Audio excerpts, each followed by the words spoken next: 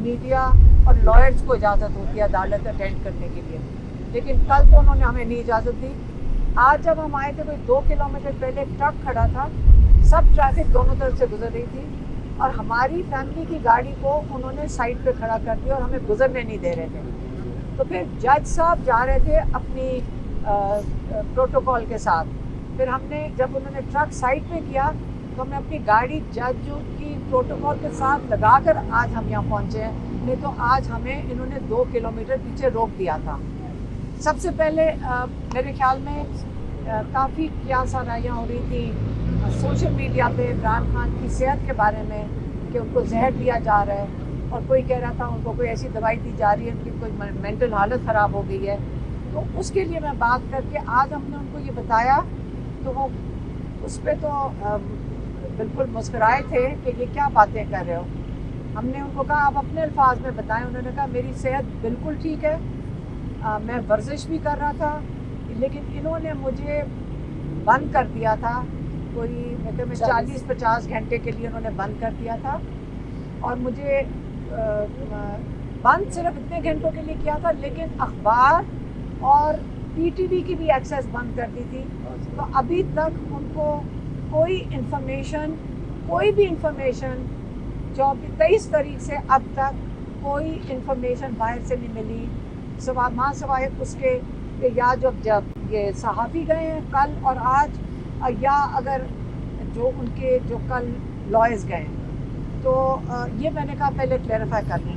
फिर हमने खान साहब के को जो काफ़ी चीज़ें हुई हैं, जो सानिया हुआ है जिसको हम इस्लामाबाद मैसेकर कहते हैं, उसके बारे में काफ़ी इंफॉर्मेशन दी, उनको काफ़ी डिटेल्स बताई और ये काफ़ी कुछ आपको पता है सबको कि सोशल मीडिया पे भी चल रहा है और कई बच्चे जो यहाँ पे भी खड़े हैं ये उधर मौजूद थे, तो उसके बारे में बताया। तो खान साहब इमरान खान काफ़ी शौक में थे, मतलब काफ़ी ज़्यादा शौक में थे। वो तो बारी बारी पूछे थे क्या बात कर रहे हो, तो उनको ये भी बताया कि जो इसलिए 12 का ये फिगर आ रहा है क्योंकि लोग लापता हैं या जेलों में, इसके ऊपर भी वाज़ेह नहीं हुआ है। हमें बताया जा रहा है 5-5 हज़ार लोगों की फिगर का लोग लवाकिन अपने रिश्तेदारों को जेलों में ढूंढते फिर रहे हैं।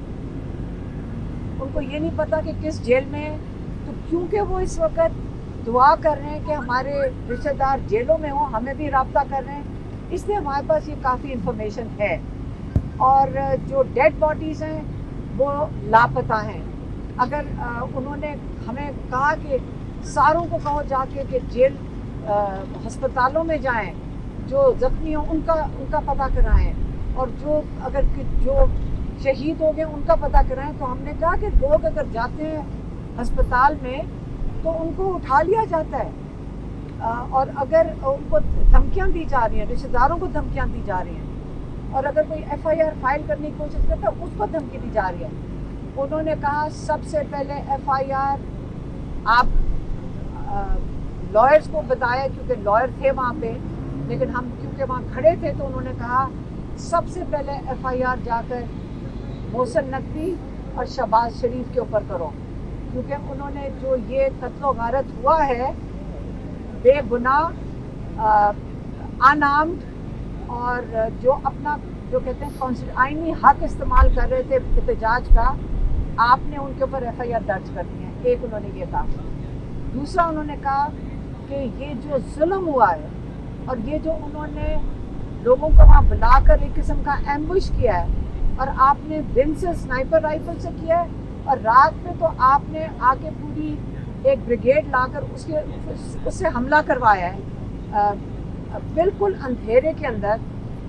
उन्होंने कहा ये लाल मस्जिद का जो वाक़या था ये उससे भी बड़ा सानिया आपने कर दिया है। और इन्होंने कहा कि जो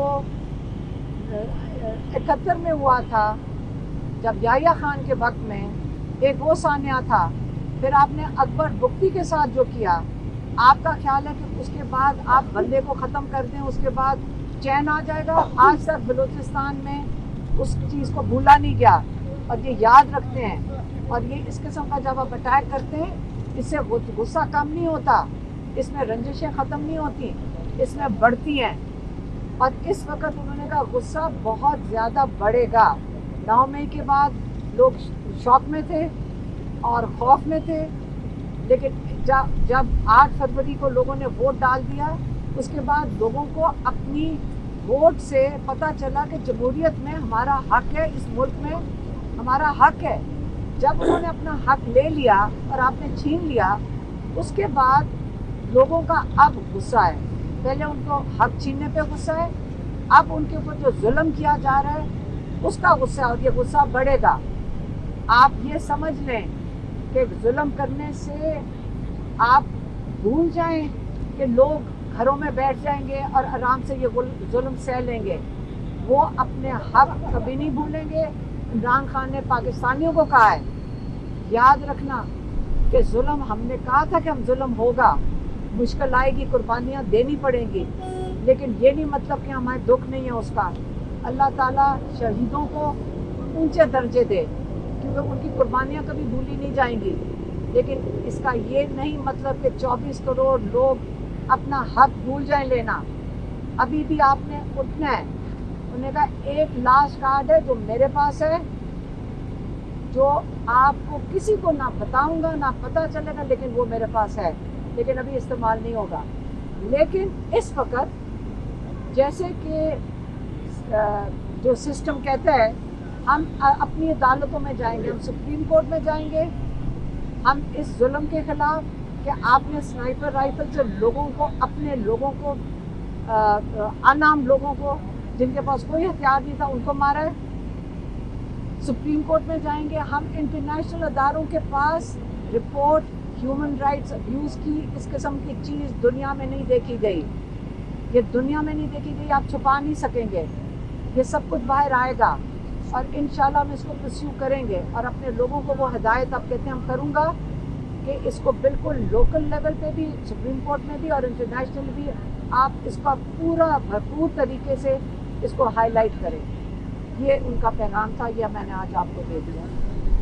میڈم یہ بتائیے گا، اس احتجاج کے بعد ظاہر ہے لوگ شہید ہوئے، اس پر سارے لوگ مذمت کرتے ہیں اس واقعے کی، لیکن اس کے بعد جو پارٹی کے اندر ڈسکشن ہو رہی ہیں، آپ کی طرف سے بھی 1-2 ٹویٹس ہوئی کہ کنٹینر سے آواز بھی بند ہوگی، لائٹنگ بھی بند ہوگی.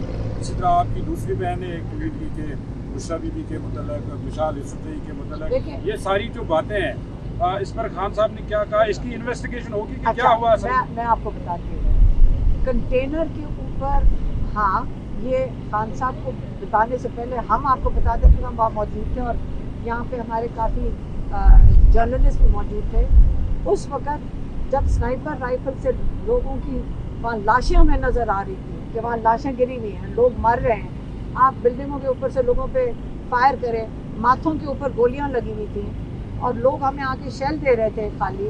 تو ہم نے اس وقت کہا تھا کہ کنٹینر کی وہ جنریٹر خراب ہے، اس کو کنٹینر پہ کال دیں لوگوں کو کہ آپ پیچھے چلے جائیں. ہم نے اس لیے کہا تھا تاکہ لوگوں کی جو ان پہ ظلم ہو رہا تھا ان کی جانیں بچائی جا سکے. اور یہ وہ ہوتا ہے کہ جب زمینی حقائق ہوتے ہیں وہ فرق ہوتے ہیں، آپ پلان کچھ کرتے ہیں. یہ تو نہیں کسی نے سوچا تھا یہاں کے گولیاں چلیں گی.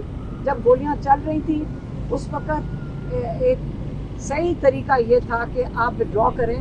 اور کنٹینر وہ جگہ ہوتی ہے جہاں سے ساری انسٹرکشن جاتی ہیں، جہاں پہ لیڈرز آ کے کھڑے ہوتے ہیں. تو کنٹینر پہ کوئی تھا نہیں، تو اس سے ہم کہہ رہے تھے کہ اس کی ساؤنڈ اور لائٹ بند ہو گئی، اندھیرا تھا